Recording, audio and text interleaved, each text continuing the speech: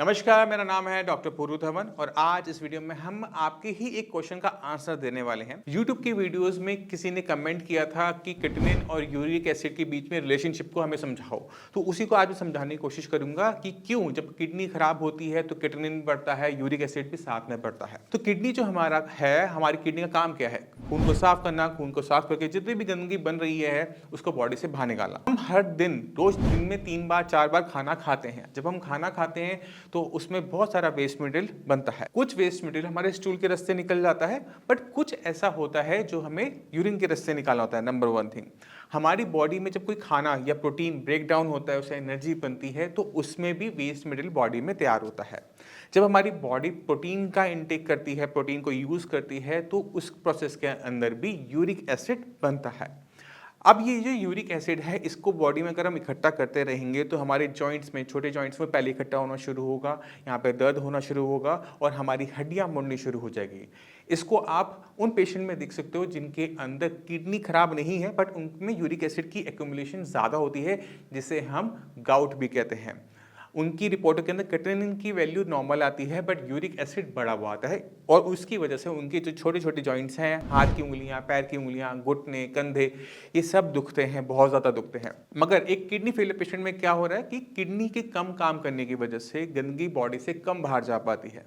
अगर वो बॉडी से बाहर प्रॉपर तरीके से नहीं जा पा रही तो वो बॉडी में इकट्ठा होनी शुरू होती है और इसी वजह से किटनिन के साथ साथ हमें यूरिक एसिड भी बढ़ता हुआ देखने को मिलता है और साथ साथ यूरिया भी बढ़ता हुआ देखने को मिलता है, क्योंकि किडनी का काम क्या है, इन सबको बॉडी से बाहर निकाला। अब सवाल ये है कि बॉडी में बस ये क्या 3 ही वेस्ट मटेरियल है? ऐसा नहीं है। बॉडी में बहुत सारा वेस्ट मटेरियल बनता है, क्योंकि इनको किटनिन को, यूरिया को, यूरिक एसिड को लैब में टेस्ट करना आसान है। इसी वजह से जब हम केएफटी करवाते हैं तो इन तीनों को दिखाया जाता है। इनसे जो दिक्कतें होती हैं वो भी ज़्यादा हैं, इस वजह से भी इसको टेस्ट किया जाता है। क्योंकि अगर यूरिया बढ़ेगा तो खाना खाना मुश्किल हो जाता है, वॉमिटिंग आनी शुरू हो जाती है, डिजीनेस महसूस होनी शुरू हो जाती है। किटनिन बहुत ज़्यादा बढ़ता है तो मसल्स में क्रैम्प पड़ने शुरू हो जाते हैं, वीकनेस महसूस होती है। और वहीं पर अगर यूरिक एसिड बढ़ना शुरू हो जाए तो हमारे जॉइंट्स दुखने शुरू कर जाते हैं, बॉडी में पेन बनना शुरू हो जाता है। तो अगर हमने मेडिसिन को प्लेस करना है, बॉडी में जो सिम्टम आ रहे हैं उसके हिसाब से हमें मेडिसिन प्लेस करनी पड़ती है। और जब हम रिपोर्ट करवाते हैं तो रिपोर्ट से हमें आइडिया लग जाता है कि पेशेंट की बॉडी में क्या चीज़ बढ़ी हुई है और क्या चीज़ कम है। अगर कोई चीज़ बढ़ी हुई है तो उसके बढ़ने की वजह से जो सिम्टम आ रहे हैं उनका रिलेशनशिप समझ में आ जाता है। मान लो किसी पेशेंट को बॉडी में पेन हो रहा है, हाथ दुख रहे हैं, मूवमेंट करने में दिक्कत हो रही है, उसकी हम केएफटी रिपोर्ट देखते हैं, उसमें देखते हैं यूरिक एसिड बढ़ा हुआ है। अब डॉक्टर को पता है कि ये जो बॉडी में पेन हो रहा है वो यूरिक एसिड की वजह से हो रहा है, तो डॉक्टर का काम है वहाँ पर उसकी यूरिक एसिड की मेडिसिन को अलग से प्लेस करना, जिससे यूरिक एसिड के लेवल डाउन हो जाए और पेशेंट को दर्द में आराम हो जाए।